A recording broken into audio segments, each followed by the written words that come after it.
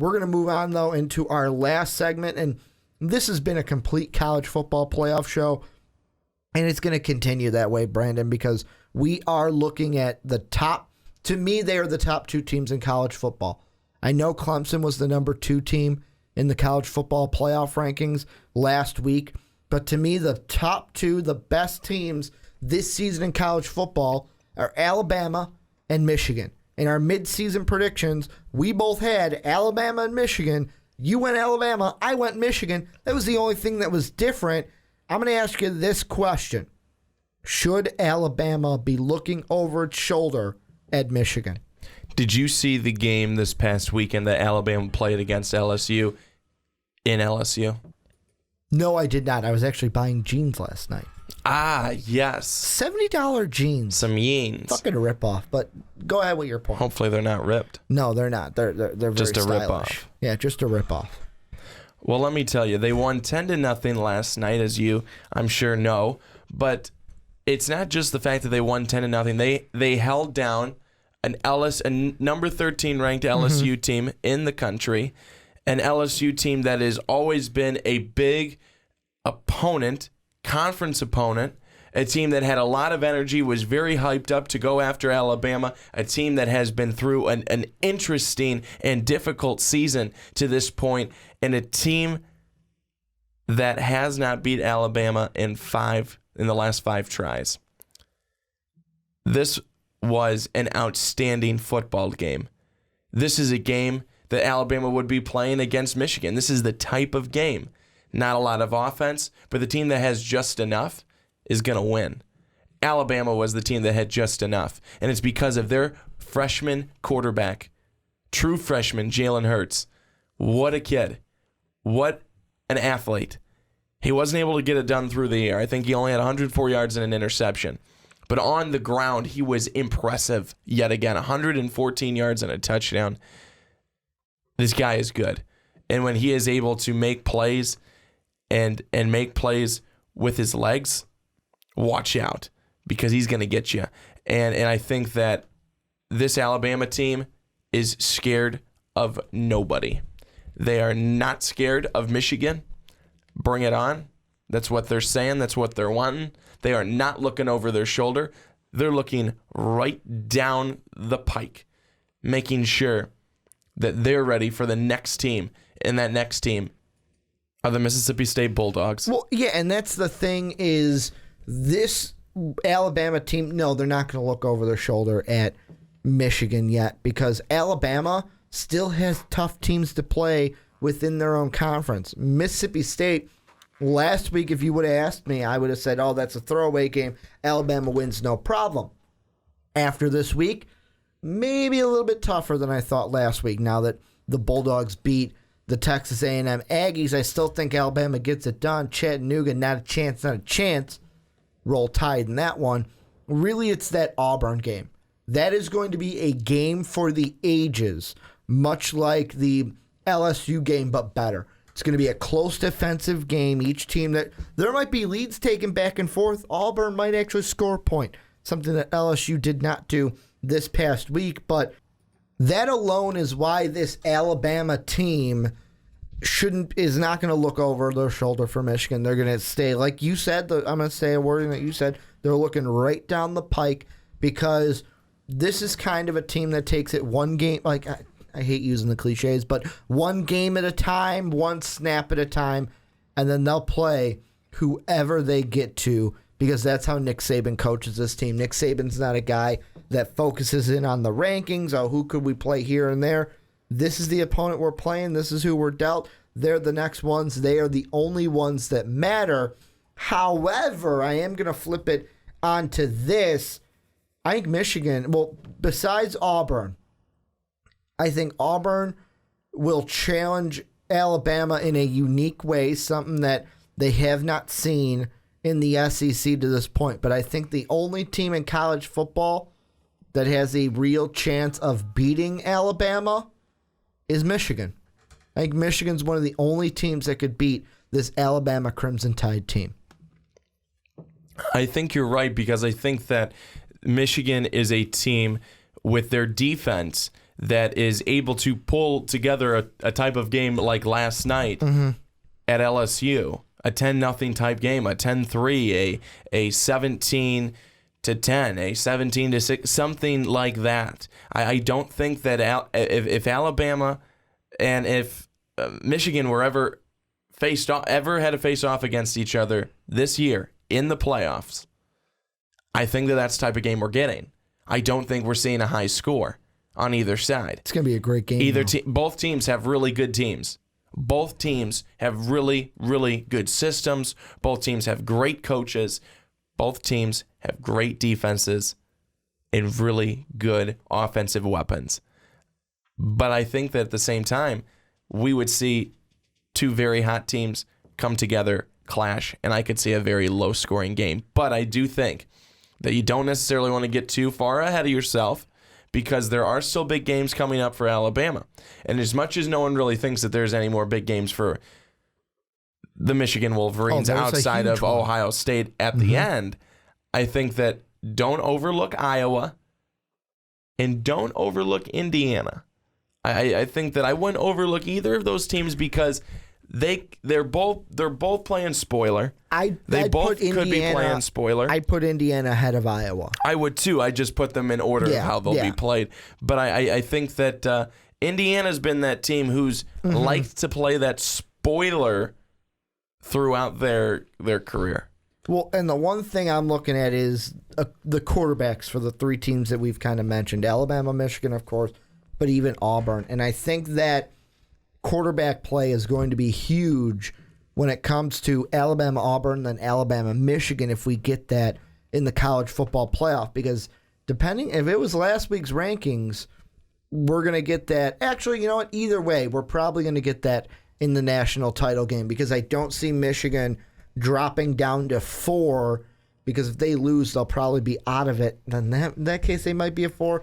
That Ohio State and Michigan game then is going to decide that. But right now it looks like if those two teams are going to meet, it is going to be in the national championship game. But I look at the three quarterbacks we have. We got Hurts, we got Sean White for Auburn, and then we've got Spates for Michigan. And I think for Alabama, Hurts could be enough to get past Auburn because, yeah, Auburn is playing well, but Sean White is also a younger quarterback, underclassman. He's a sophomore, and really that defense for Alabama is tough, and I think that they could force him into mistakes more so than Auburn's defense could force Hurts. That's why that's going to be probably another close game, more like the 10-0 kind of score we saw against LSU. The thing that Michigan has on its side, and I think that would help a Michigan team in a showdown with Alabama, is both teams have amazing defenses. But the one thing Michigan has that Alabama doesn't is a veteran quarterback. They've got the junior upperclassman quarterback compared to Hurts as a freshman. And the key thing for Hurts, I'm not saying that, he's gonna spoil it in the national championship stage. There are some points in seasons when freshmen have freshman moments. So far, though, that hasn't happened for Jalen Hurts. But when you see a freshman, you always got to be weary of, okay, when's this kid going to have a freshman moment? There's been so many times this season that Jalen Hurts could have had a freshman moment. So many games. That Ole Miss game, go back to that high-scoring affair. That one could have easily gotten away from Alabama because the defense did give up a lot of points. But the offense was able to put up a lot of points. Jalen Hurts, again, it was through him. I mean, this team, this offense has really run through him. And I think that he's been incredible in the big moments. And I think the biggest moment was on the stage last night. And he came up and he had a phenomenal performance. So I don't think that really matters, to be honest with you, because as much as Jalen Hurts, again, a true freshman, I think that he has been learning each and every week throughout this season, and he's been getting better and better and better and better. And you can see what he's been doing is that he realizes that he doesn't need to necessarily force it through the air. He doesn't need to force the passes. Has he thrown some interceptions? Yes, he has, but he realizes that, guess what? You're talented with your feet. You can use your legs to move the ball down the field, and you can do it yourself. That's why Alabama has been so good. That's why Jalen Hurts has been so outstanding this season, because he realizes he doesn't have to put it all on his arm. He's able to also continue to put it on him, but that he can move the football with his legs and make plays that way.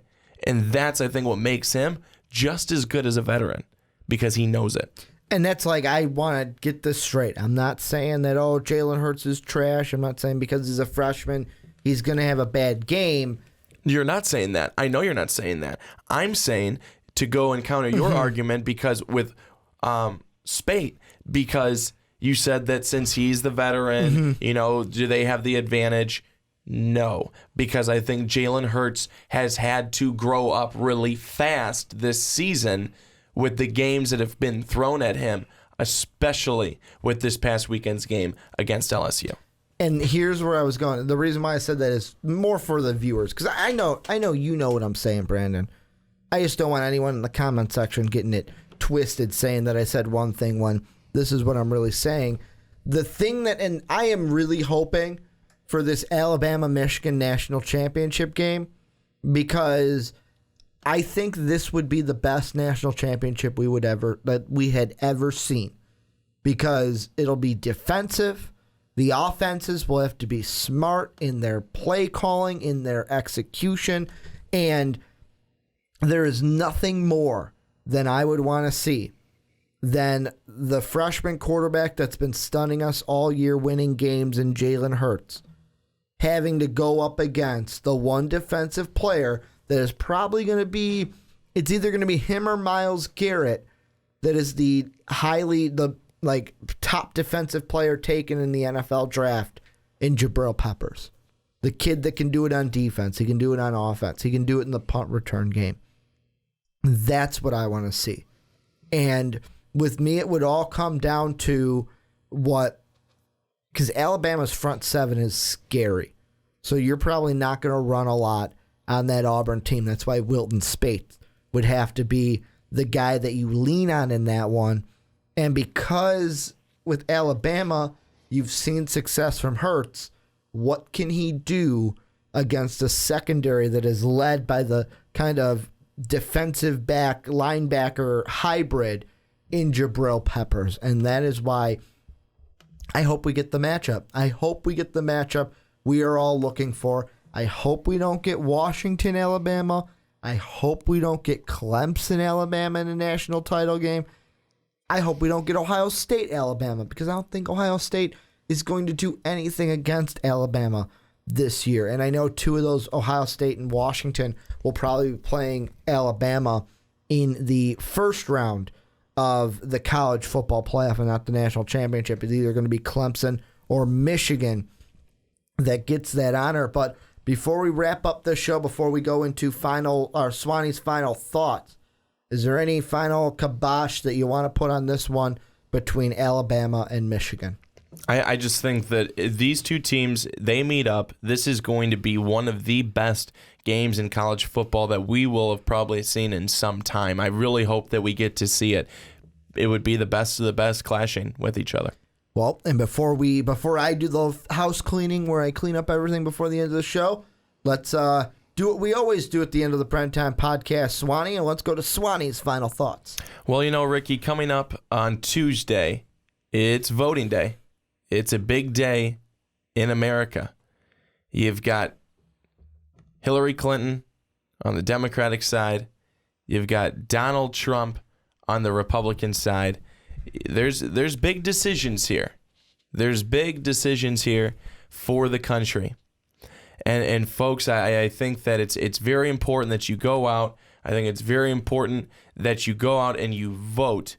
And the way that I see it, the way that I really think that you need to vote is you need to write in the Alabama Crimson Tide, because they are number one in the nation, and they need to be the ones that you write in, number one in the rankings and number one above anything else. Go Roll Tide. That's really what you're going with? You're going with the Alabama Crimson Tide as your your write-in. I'm going to actually piggyback off of that, and this is more on a serious note like you were going for. The one thing that I want everyone to remember this Tuesday is I'm going to read you guys something that I saw on my Facebook timeline from one of my Facebook friends, and here it is. As we prepare to vote this election, I just want to send a friendly reminder to everyone that has their reasons why they are voting for their candidate. I understand arguments are inevitable, but don't lose sight of your friends and family over your political opinions. You're at the voting booth once every 4 years. You're with your friends and family every single day.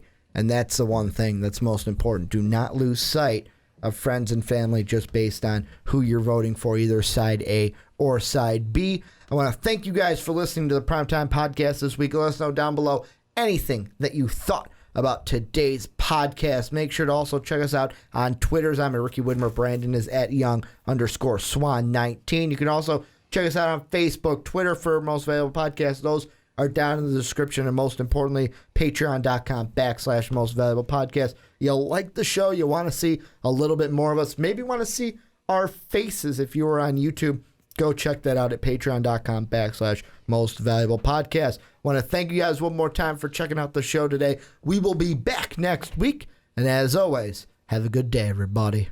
Thank you for listening to this MVP podcast. Follow us on Twitter at Most Valuable Pod for more great podcasts.